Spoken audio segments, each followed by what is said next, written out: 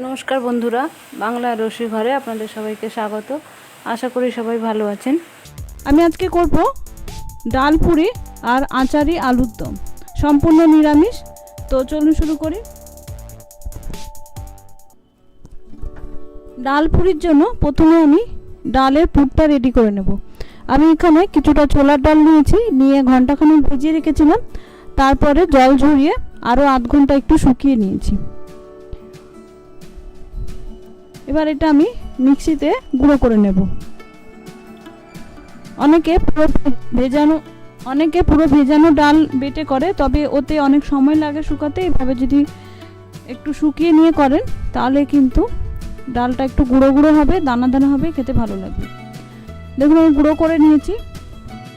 আপনাদের আমি দেখিয়ে দিচ্ছি হাত দিয়ে। দেখুন এটা কিন্তু পুরো মিহি হয়নি, দানা দানা আছে। এরকম দানা দানা থাকলে যখন ভাজবো তখন সহজে ঝুড়ো ঝুড়ো হয়ে যাবে।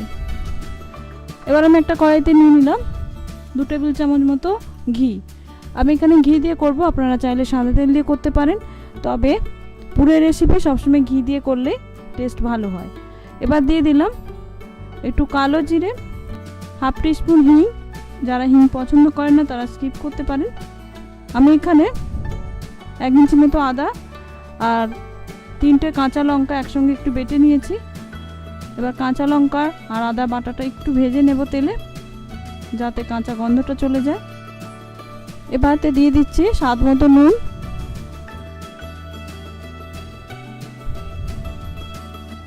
একটু চিনি। পুরটা একটু মিষ্টি মিষ্টি হলে কিন্তু ভালো লাগে। দিচ্ছি খুব সামান্য একটু হলুদ গুঁড়ো। অনেকে হলুদ গুঁড়ো পছন্দ করেন না, যদি না পছন্দ করেন তাহলে স্কিপ করতে পারেন। আমি খুব সামান্য একটু দিলাম। এবার এগুলো একটু তেলের সঙ্গে নেড়ে নেব। এবার যে ডালটা আমি গুঁড়ো করে রেখেছিলাম সেইটা দিয়ে দিচ্ছি।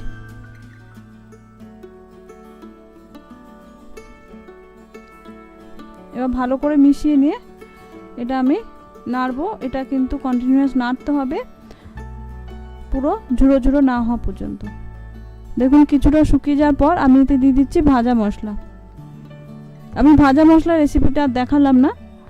আমরা প্রায় সবাই ভাজা মশলা বাড়িতে করে রাখি, যেমন ধনে, জিরে, মৌরি, শুকনো লঙ্কা, একটু গোটা জিরে, একটু দারচিনি আর তেজপাতা দিয়ে ভেজে গুঁড়ো করে রাখি আমি সব সময়, সেইটাই দিলাম। দেখুন ভাজা ভাজা হয়ে গেছে, ঝুড়ো ঝুড়ো হয়ে গেছে। এবার এটা আমি নামিয়ে নেব। এটা ঠান্ডা হলে কিন্তু আরও ঝুড়ো হয়ে যাবে। এবার পুরটা ঠান্ডা হতে হতে আমি ময়দাটা মেখে রাখবো পুরির জন্য। আমি এখানে 5 জনের মতো করছি, তাই একটু বেশি ময়দা নিচ্ছি। আপনারা যতটা করবেন সেরকম নিয়ে নেবেন। এবার দিয়ে দিচ্ছি নুন,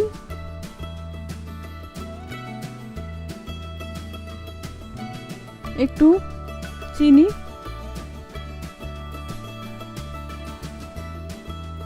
আমরা যখন লুচি করি তখনও কিন্তু একটু চিনি দিই, তো চিনি দিলে কিন্তু ভালো লাগে খেতে। এবার দিয়ে দেব ময়ামের জন্য তেল।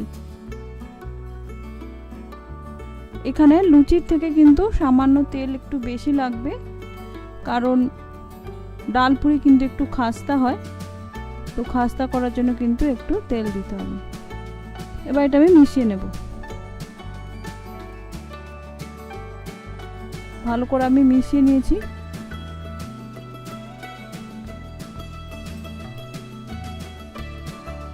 এবার জল দিয়ে দিয়ে আমি একটা ডো তৈরি করে নেব।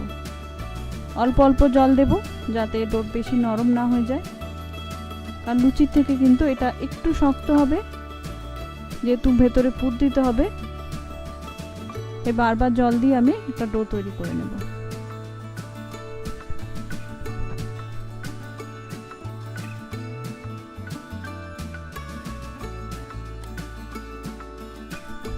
দেখুন আমি একটা শক্ত ডো তৈরি করে নিয়েছি।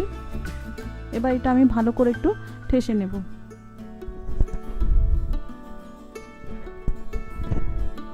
দেখুন ভালো করে ঠেসে নিয়েছি। ময়দা যত ভালো ঠেসবেন পুরি কিন্তু তত ভালো খাস্তা হবে।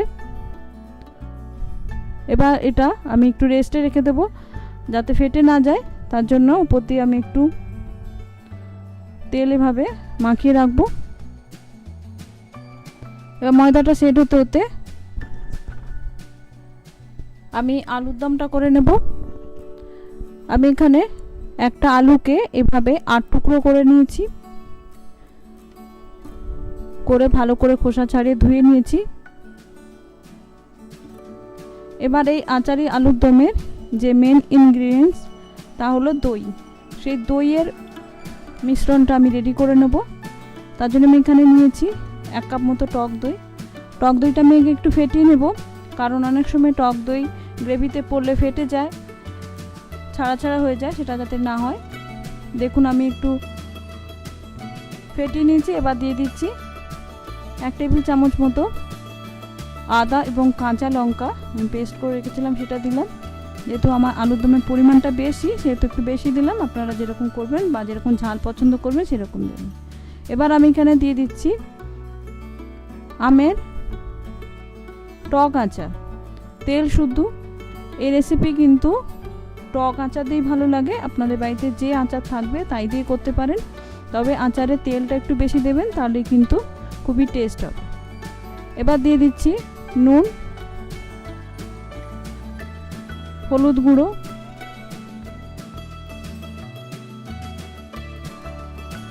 কালারের জন্য রেড চিলি পাউডার,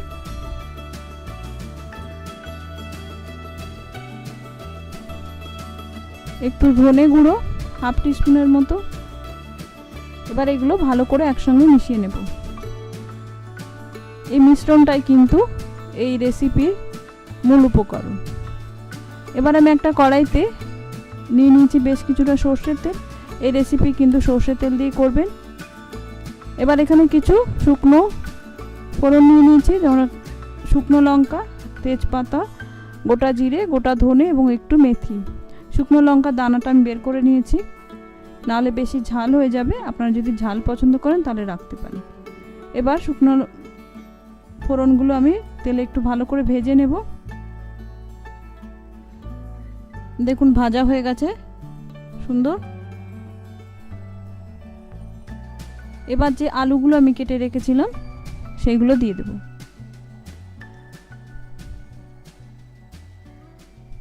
এই ফোড়নের মশলার মধ্যেই কিন্তু আলুটা ভাজা হবে। এই আলু কিন্তু সেদ্ধ করবেন না, তাহলে কিন্তু একদম গলে যাবে। এরকম তেলে ভাজলেই কিন্তু এটা টেস্ট ভালো আসে। এবার মশলাগুলো আমি ভালো করে মিশিয়ে আমি আলুগুলো ভেজে নেব। ঢাকা দিয়ে ভাজবো, মাঝে মাঝে একটু নেড়ে দেব। এই সময় একটু নুনও দিয়ে দেব। দেখুন আলুটা সুন্দর ভাজা হয়ে গেছে, মশলাগুলোর মধ্যে খুবই সুন্দর গন্ধ বেরোচ্ছে এবং আলুগুলো কিন্তু অনেকটা সিদ্ধও হয়ে গেছে। এবার যে দইয়ের মিশ্রণটা রেডি করে রেখেছিলাম সেটা দিয়ে দেব।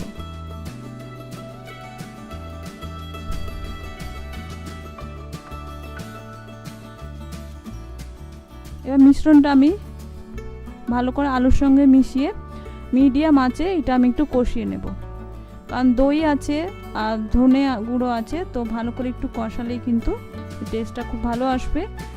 দইয়ের যে গন্ধটা সেটা কিন্তু একটু কমে যাবে। দেখুন সুন্দর কষানো হয়ে গেছে মশলাটা, কি দারুণ দেখতে হচ্ছে না বন্ধুরা কষা আলুটা।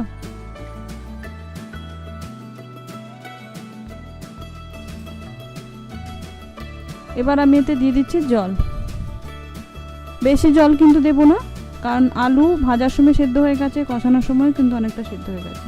জাস্ট অল্প একটু গ্রেভি করার জন্য এবং মশলাগুলো সুন্দর আলুতে মেশার জন্য একটু জল দিয়ে দিলাম। এবার এটা মিডিয়াম আঁচে আমি 5 মিনিট মতো করে নেব।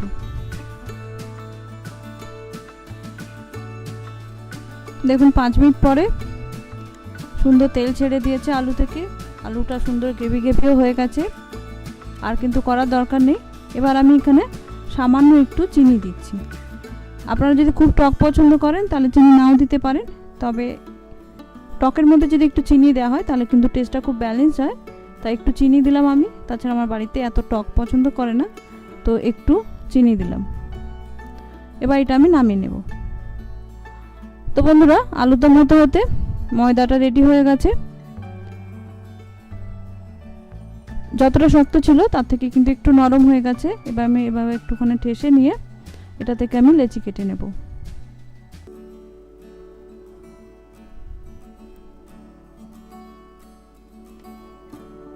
ডালপুরির লেচি লুচির থেকে কিন্তু একটু বড় হবে, কারণ এর ভেতরে যেহেতু পুর ঢোকাতে হবে সেহেতু একটু বড় না হলে কিন্তু পুর ঠিকমতো ঢুকবে না, বেলার সময় কিন্তু ফেটে যাবে বেশি পাতলা হলে। তাই এইভাবে এরকম সাইজের আমি লেচি কেটে নেব। এবার লেচিতে আমি পুর ঢোকানোটা আপনাদের দেখিয়ে দিচ্ছি কিভাবে ঢোকাবেন। এভাবে দুটো আঙুলের সাহায্যে এভাবে বাটি মতো আমি করে নিলাম। এবার এর ভেতরে আমি পুর দিয়ে দেব।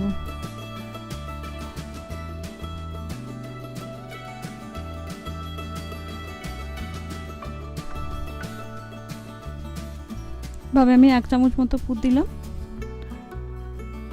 পুর খুব কম হলে কিন্তু টেস্ট হবে না খেতে, তাই মোটামুটি পুরটা দেবেন। এবার এর মুখটা আমি বন্ধ করে দেবো এইভাবে, যাতে বেলার সময় বেরিয়ে না আসে। এভাবে হাত দিয়ে আমি চেপে দিলাম মুখটা। তো এইভাবে আমি সবকটায় পুর ভরে নেব। এবার আমি এখানে বেলবো, সেখানে একটু অয়েল ব্রাশ করে নিয়েছি। এবার পুরিটা আমি বেলে নেব। খুবই হালকা হাতে সাবধানে বেলতে হবে। দেখুন বেলে নিয়েছি, এইভাবে কিন্তু হবে, বেশি মোটাও না বেশি পাতলাও না। দেখুন পুরটা কিন্তু বেরিয়ে যায়নি, কিন্তু ভেতরে আছে সেটা কিন্তু বোঝা যাচ্ছে। এবার আমি ভেজে নেব। ভাজার জন্য একটা কড়াইতে আমি বেশ কিছুটা তেল গরম করে নিয়েছি। গরম করে কিন্তু আঁচটা মিডিয়াম করে আমি পুরিটা দিয়ে দিলাম। দিয়ে ছানটা দিয়ে এরকম একটু চেপে দিলেই কিন্তু সুন্দর ফুলে উঠবে। দেখুন কি সুন্দর ফুটবলের মতো ফুলে উঠলো।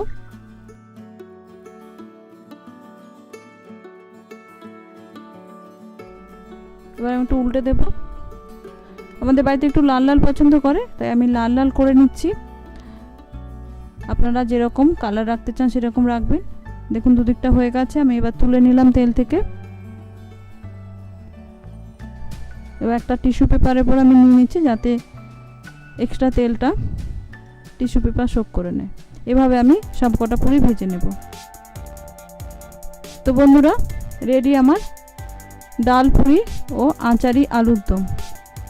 যদি পুরটা আগে রেডি করে রাখেন তাহলে কিন্তু করতে খুব বেশি সময় লাগবে না। পুর যে কোনো সময় কিন্তু রেডি করে রাখা যায়, আর এই পুর কিন্তু সংরক্ষণ করে রাখতে পারবেন, পরে অন্য সময়ও করতে পারবেন। তো বন্ধুরা, রেডি আমার আচারি আলুর দম ও ডাল পুরি। আশা করি আপনাদের ভালো লেগেছে। ভালো লাগলে অবশ্যই আমাকে কমেন্ট করে জানাবেন। ভালো লাগলে বন্ধুদের মধ্যে শেয়ার করবেন, আর চ্যানেলটি সাবস্ক্রাইব করে পাশে থাকবেন। বেল আইকনটি প্রেস করে দেবেন আমার এরকম নিত্য নতুন রেসিপি দেখার জন্য।